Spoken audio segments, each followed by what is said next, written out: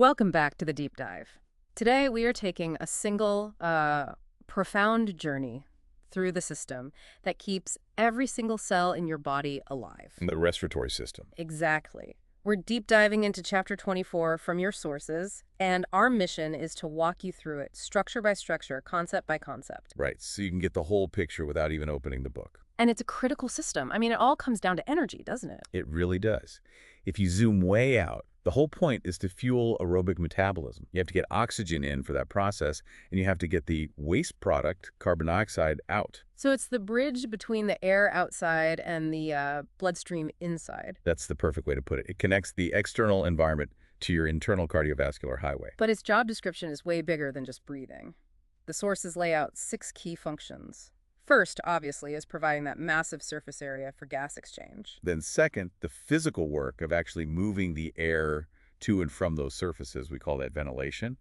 Okay, and third is protection. That seems huge. It has to shield these really delicate internal surfaces from things like dehydration and temperature changes. And that leads right into the fourth one, defense. Yeah. I mean, think about what you're breathing in all day. It has to fight off pathogens constantly. Right. And fifth, it's our voice box. It's how we produce sound to speak. And finally, number 6, it's a major player in homeostasis. It actually helps regulate your blood volume, your blood pressure, and even the pH of your body fluids. So it's a multitasker. A huge one. Now, architecturally, you can split the whole system into 2 main zones. You have the conducting portion. That's the highway you mentioned. Exactly, the highway. It runs from your nasal cavity all the way down to the tiniest bronchioles. Its only job is to move and condition the air. And then the second part is the respiratory portion. Right, that's the destination.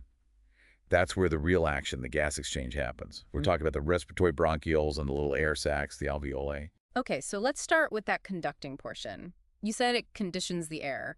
It's basically a built-in air conditioning unit. It has to be. It filters, warms, and humidifies every breath you take to protect those delicate exchange surfaces. And how does it do that? It starts with this amazing tissue called the respiratory epithelium. What's important is that it's packed with mucus cells and cilia. So sticky mucus traps all the junk dust, pathogens, whatever. That's your first line of defense. But then you have the cilia, the little hairs. They beat in a perfectly synchronized way to create a current. Ah, this is the mucus escalator. That's it. It's this constant upward flow of mucus carrying all that trapped debris toward your throat. Where you just swallow it and the stomach acid destroys it. Exactly. It's a brilliant self-cleaning mechanism. And when that breaks down, it's a serious problem. The sources bring up cystic fibrosis or CF. Yeah, CF is a lethal inherited disease. Right. But the core problem is that the body produces this incredibly thick, sticky mucus. So what happens? The escalator just stops. It grinds to a halt. The cilia just can't push that dense mucus. So you get blockages in the airways, and it creates this perfect breeding ground for bacteria. Those recurrent infections are what cause the major damage. Wow. It really shows how critical just the texture of that mucus is. Absolutely. Okay, so let's trace the air path. It comes in the external nares, the nostrils, into the nasal vestibule. Right, where it first hits those coarse hairs, the vibrissae, which filter out the really big stuff. And as it moves deeper, it hits these things called the nasal conchae. The turbinate bones. And this is key. The air doesn't just flow straight through. It's forced to bounce and churn through these winding passages. So that turbulence is intentional. It's a brilliant design. It makes sure airborne particles slam into the mucus lining, and it gives the air more time to be warmed and humidified before it goes any further down. I see. And structurally, we have the bony hard palate on the floor of the nasal cavity. Right, separating it from the oral cavity, and then the fleshy soft palate behind that, separating the upper part of the pharynx. Which brings us to the pharynx, the shared hallway for air and food. And it has 3 parts. First, the superior nasopharynx with that same respiratory epithelium. Then you move down into the oropharynx. And the tissue changes there, right, because now it's dealing with food. It has to. It switches to a much tougher, multi-layered, non-keratinized, stratified squamous epithelium. It's built to handle abrasion. And the last part is the laryngopharynx, which is the final crossroads before things split off. To the trachea for air or the esophagus for food. And that split happens at the larynx, the voice box. It's basically a protective bunker made of cartilage around the opening, which is called the glottis. A bunker built from 3 main unpaired cartilages. The biggest one is the thyroid cartilage. That's what forms the laryngeal prominence, or the Adam's apple. And below that? You have the cricoid cartilage, which is a complete ring providing support. And then for safety, you have the shoehorn-shaped epiglottis. That's the flap that covers the windpipe when you swallow. Precisely. It's elastic cartilage, so it folds back and seals off the glottis, making sure food or liquid goes down the right pipe. Okay, let's talk about sound. The larynx has two sets of folds inside. It does. The upper ones are the vestibular folds. They're inelastic, kind of like false vocal cords. They're mostly for protection. And the lower pair are the vocal folds, the true vocal cords. Right. These are elastic, and they would vibrate when air passes through them to create sound. So pitch is just about tension. It's an elegant mechanical trick. Tiny muscles pull on the cartilages, which changes the tension of the folds. More tension, higher pitch. And the whole process of swallowing, getting that bolus of food past the glottis safely, is this super fast, coordinated muscle action. A lightning-fast dance. From there, the air moves into the trachea, the windpipe. It's a tough but flexible tube defined by these C-shaped cartilage rings. The C shape, I always found that interesting. Why a C and not a full O ring? Yeah, it's the architectural marvel. The open part of the C faces the back, right up against the esophagus. Ah, so when you swallow a big bite of food. The esophagus can bulge out, and the flexible back wall of the trachea just gives way. It allows it to distort without blocking your food. That's clever. So it's rigid where it needs to be, but flexible where it counts. Exactly. And the trachealis muscle connects the ends of that C. When your sympathetic nervous system kicks in, that muscle relaxes, widening the airway. Bronchodilation. Right, making it easier to breathe. Clinically, a tracheal blockage is a huge deal. You have the Heimlich maneuver. Which is really just using trapped air to forcibly pop an object out. For more serious blockages, there's a tracheostomy, creating a surgical airway below the obstruction. So a trachea then branches into the right and left primary bronchi. And there's a really important little quirk here. The right primary bronchus is wider, and it drops down at a much steeper angle than the left. And that means? If you inhale something you shouldn't, a peanut, a small toy, it is far more likely to end up lodged in the right lung. Good to know. And these bronchi enter the lungs at a spot called the hilum, forming the root of the lung. Correct. That's the anchor point for all the airways, blood vessels, and nerves. Now, the lungs themselves aren't symmetrical, are they? Not at all. The right lung is a bit shorter and broader. It has 3 lobes, superior, middle, and inferior.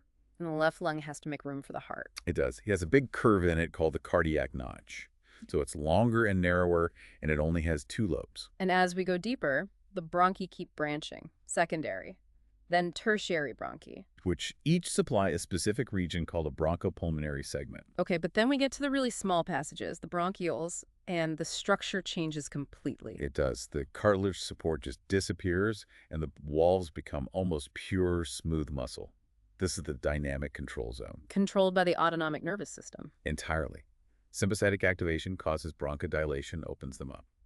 Parasympathetic stimulation causes bronchoconstriction, tightens them. And when that control system fails, you get something like asthma. Exactly. With asthma, an irritant triggers an excessive contraction of that smooth muscle, a bronchospasm. And that, plus swelling and more mucus, is what severely restricts the airflow. Yes, especially when you're trying to exhale.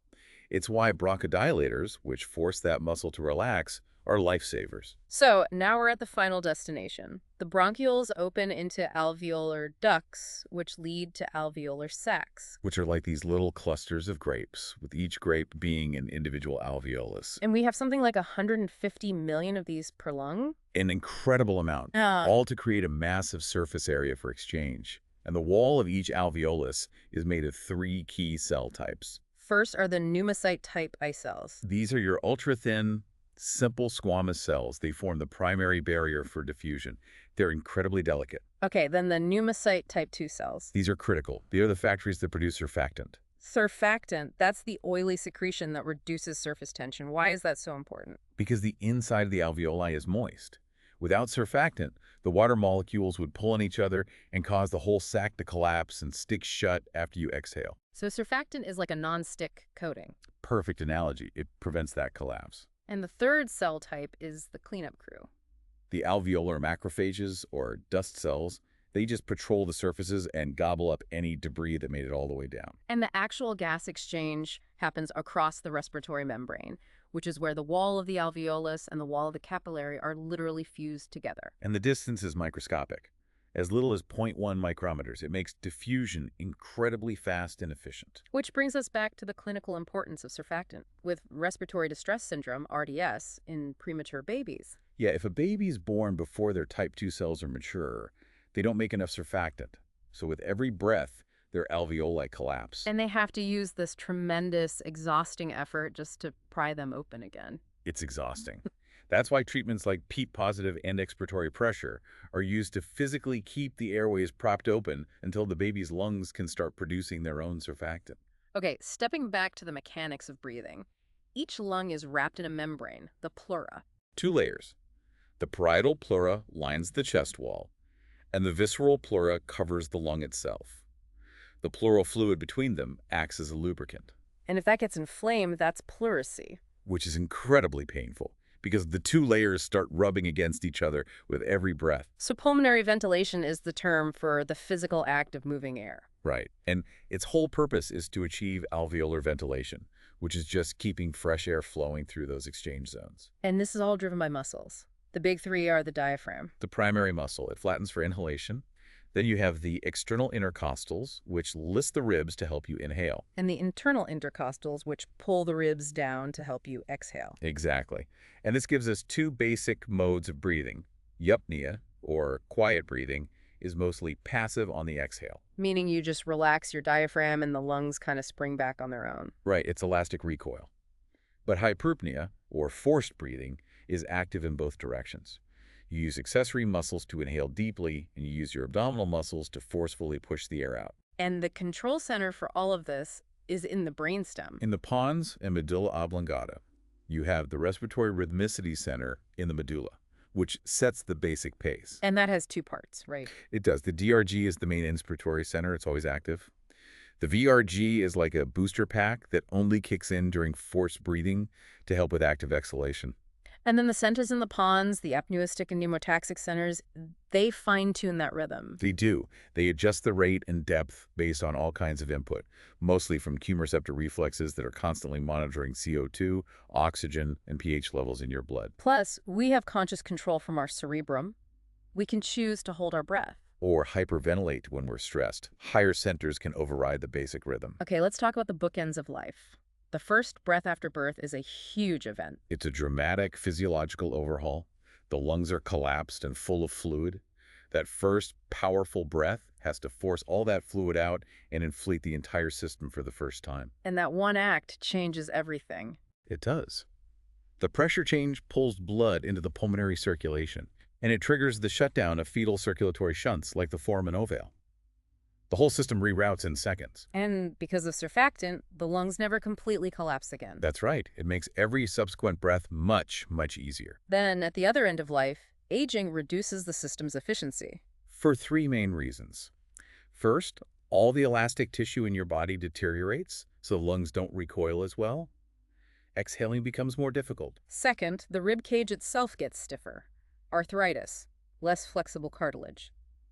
It physically restricts how much you can inhale. And third, a certain degree of emphysema, or loss of respiratory surface, is basically inevitable. The sources say you lose about a square foot of surface area every year after age 30. Wow, so it's a cumulative decline. Yes, over time it adds up. So we've taken the whole journey, from the upper tract acting as an air conditioner with its mucus escalator, down past the C-shaped trachea, offering both protection and flexibility. Into the bronchioles, where smooth muscle gives us dynamic control over airflow. And then finally to the alveoli, where gas exchange is only possible because of that ultra-thin membrane and the critical anti-collapse function of surfactant.